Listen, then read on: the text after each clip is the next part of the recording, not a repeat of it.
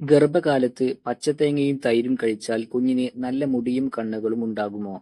പച്ചത്തേങ്ങയും തൈരും കഴിച്ചാൽ കുഞ്ഞിന് നല്ല മുടിയും കണ്ണുകളും ഉണ്ടാകുമെന്ന സോഷ്യൽ മീഡിയ പ്രചരണത്തിലെ വാസ്തവം എന്താണെന്ന് ഈ വീഡിയോയിലൂടെ പറയാം. ഗർഭകാലത്ത് സ്ത്രീകൾ കഴിക്കുന്ന ഭക്ഷണത്തെക്കുറിച്ച് പല തെറ്റിദ്ധാരണകളും നിലവിലുണ്ട്. ചില ഭക്ഷണങ്ങൾ കഴിച്ചാൽ കുഞ്ഞിന് നല്ല നിറവും മുടിയും ഉണ്ടാകുമെന്ന വിശ്വാസം വ്യാപകമാണ്. എന്നാൽ ഇതിൽ എത്രത്തോളം സത്യമുണ്ടെന്ന് നോക്കാം. ഗർഭകാലത്ത് ഓരോ സ്ത്രീയും ആരോഗ്യത്തോടെ ഇരിക്കേണ്ടത് പ്രധാനമാണ്.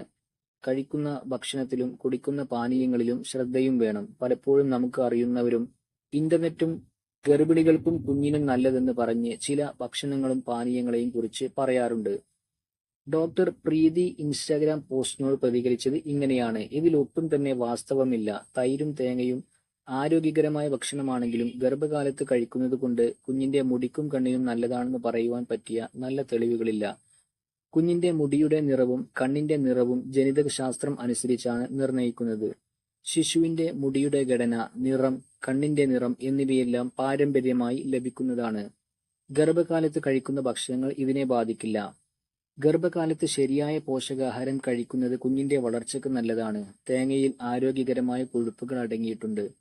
തൈരിൽ പ്രോട്ടീനും കാൽസ്യവുമുണ്ട്. ഇത് സാധാരണ വളർച്ചയ്ക്ക് സഹായിക്കുന്നു. ശരിയായ അളവിൽ പ്രോട്ടീൻ, ഫാറ്റി ആസിഡുകൾ, വിറ്റാമിനുകൾ, ധാതുക്കൾ എന്നിവ അടങ്ങിയ സമീകൃത ആഹാരം കഴിക്കുന്നത് ചർമ്മത്തിനും മുടിക്കും നല്ലതാണ്. കുഞ്ഞുങ്ങൾ നല്ല ഭംഗിയായി ജനിക്കുവാൻ വേണ്ടി ഭക്ഷണം കഴിക്കുന്നതിന് പകരം അവരുടെ വളർച്ചയ്ക്കും ഗർഭിണിയുടെ ആരോഗ്യത്തിനും നല്ല ഭക്ഷണം കഴിക്കുകയും പ്രസവ ശുശ്രൂഷയെടുക്കുകയും ചെയ്യേണ്ടത് അത്യാവശ്യമാണെന്ന് ഡോക്ടർ പറയുന്നു. പച്ചത്തേങ്ങയും തൈരും കഴിച്ചാൽ കുഞ്ഞിന് നല്ല മുടിയും കണ്ണുകളും ഉണ്ടാകുമെന്ന ഇൻസ്റ്റഗ്രാം പോസ്റ്റിൽ ഒട്ടും വാസ്തവമില്ലെന്ന് ഫാക്ട് ചെക്കിൽ തെളിഞ്ഞു. ഇതുകൊണ്ട് ഇത് വിശ്വസിക്കേണ്ടതില്ല.